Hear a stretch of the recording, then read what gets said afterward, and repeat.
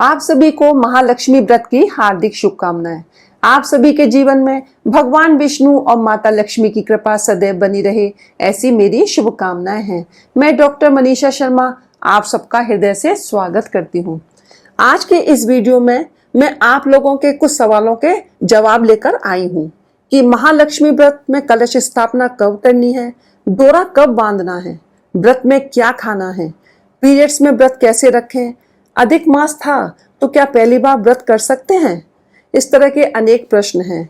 तो चलिए अपने इष्ट देव को प्रणाम करते हुए आज की वीडियो का शुभारंभ करते हैं। 16 दिनों तक चलने वाले महालक्ष्मी व्रत बहुत चमत्कारी व्रत होते हैं और इनको 16 वर्षों तक रखा जाता है। इस बार ये व्रत शुक्रवार से शुरू हो रहे हैं, यानी कि 22 तारीख से शुरू हो रहे हैं और इनका समापन भी 6 अक्टूबर शुक्रवार को होगा। शुक्रवार महालक्ष्मी का ही दिन है, तो इस तरह से ये बहुत अद्भुत संयोग बन रहा है। देखिए, महालक्ष्मी की पूजा के साथ आप भगवान विष्णु की पूजा भी अवश्य करिएगा, क्योंकि लक्ष्मी जी वहीं ठहरती हैं जहां विष्णु जी होते हैं। तो आप विष्णु जी और माता लक्ष्मी की साथ में पूजा कर सकते हैं। कुछ लोगों का प्रश्न था कि हम कलश कब रखें। कलश की स्थापना आपको 22 तारीख को करनी है। प्रातःकाल आप कर सकते हैं। यदि आप वर्किंग हैं, यदि आपके पास उस समय का अभाव है, तो आप शाम को भी चौकी और कलश की स्थापना कर सकते हैं। शाम के जो बेला है, जो प्रदोष का समय है, वो माँ लक्ष्मी को अति प्रिय है। माता लक्ष्मी उस समय बहुत प्रसन्न मुद्रा में धरती पर भ्रमण करती हैं। आपको दोनों समय माँ भगवती की विधिवत पूजा करनी है। देखिए, जो 16 गांठ का डोरा है वह आपको प्रथम दिन यानी 22 तारीख को तैयार करना है और उसकी आप रोजाना रोली कुमकुम से पूजा करेंगे। आखिरी दिन आप इसको अपने हाथ में बांध लेंगे। जब तक आप चाहें इस डोरे को बांध सकती हैं। व्रत में क्या खाना है? वैसे तो देखिए, इस व्रत में नमक और अन्न खाना मना है, लेकिन आप सेंधा नमक खा सकते हैं। फल, दूध यानी कि फलाहार भी आप ले सकते हैं। यदि किसी को कोई परेशानी है तो आप शाम की पूजा करने के बाद सात्विक भोजन भी ग्रहण कर सकती हैं। जितना आपसे हो आपको उतना ही करना है। कुछ ना करने से कुछ करना बेहतर है। तो आप भोजन ग्रहण करके भी इस व्रत को धारण कर सकती हैं। देखिए, और जो लोग व्रत नहीं रख सकते हैं वो उन 16 दिनों में माँ लक्ष्मी जी की पूजा अवश्य करें। कोई ना कोई नियम जरूर लें, जैसे रोज कथा सुनने का नियम, लक्ष्मी चालीसा पढ़ने का नियम, श्री सूक्त पढ़ने का नियम, मंत्रों के जाप का नियम। इन विशेष दिनों में कहा जाता है कि माँ धरती पर भ्रमण करती हैं। भक्त और माँ के बीच की दूरी बहुत कम हो जाती है और सच्चे भाव से जो माँ को पुकारता है, माँ को याद करता है, उनकी थोड़ी सी भी पूजा करता है, माँ उनको अनंत फल प्रदान करके जाती हैं। माता को आप रोज भोग जरूर लगाइएगा। देखिए, माता का अनार बहुत प्रिय है। उनको मालपुए, खीर, और खीर में केसर जरूर डालिएगा और चीनी की जगह मिश्री डालकर उनको भोग लगाइएगा। लोगों का प्रश्न है कि अधिक मास था तो हम क्या पहली बार व्रत कर सकते हैं? जी हाँ, अधिक मास समाप्त हो चुका है। आप इस समय नया व्रत शुरू कर सकते हैं। पीरियड्स में आपको व्रत छोड़ना नहीं है। आप मानसिक पूजा करेंगी। घर का कोई अन्य सदस्य आपके मंदिर में विराजित माँ की सेवा कर सकता है। इस व्रत की अद्भुत महिमा है। देखिए, जो 16 दिन व्रत ना कर सके वो आखिरी दिन भी इस व्रत को धारण कर सकता है। देखिए, इन 16 दिनों में केवल व्रत रखने वालों को नहीं, सभी लोगों को इन बातों का ध्यान रखना है।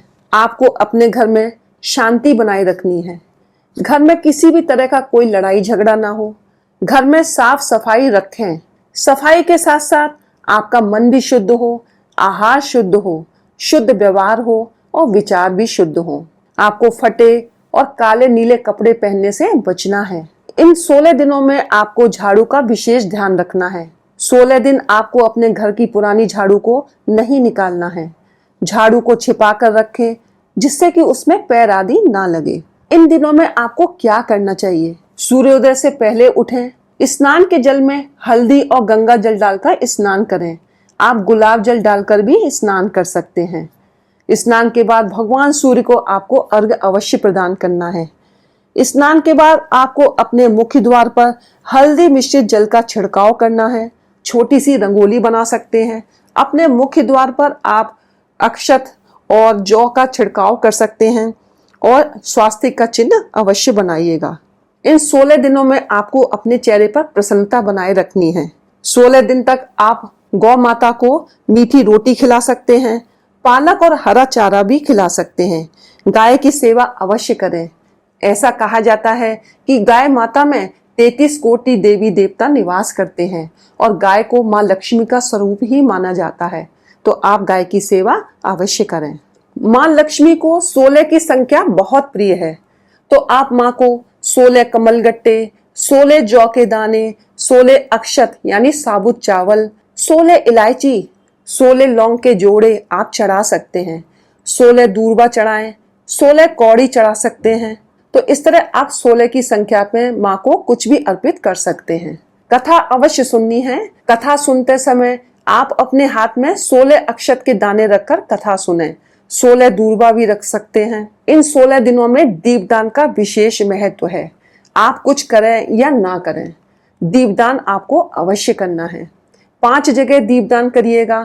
पहला दीपक आप गौशाला में लगाएं, दूसरा आप पीपल वृक्ष के नीचे, तीसरा आंवला वृक्ष के नीचे, चौथा दीपक आप तुलसी माता के नीचे लगाइएगा और 5वां दीपक अपने घर के मुख्य द्वार पर। आप तिल के तेल का दीपक लगा सकते हैं, गाय के शुद्ध घी का भी दीपक लगा सकते हैं। जो आप मुख्य द्वार पर और माता तुलसी के नीचे दीपक लगाएं, आप उसमें आप लंबी बाती रख सकते हैं और कलावे की बाती बनाकर भी रख सकते हैं।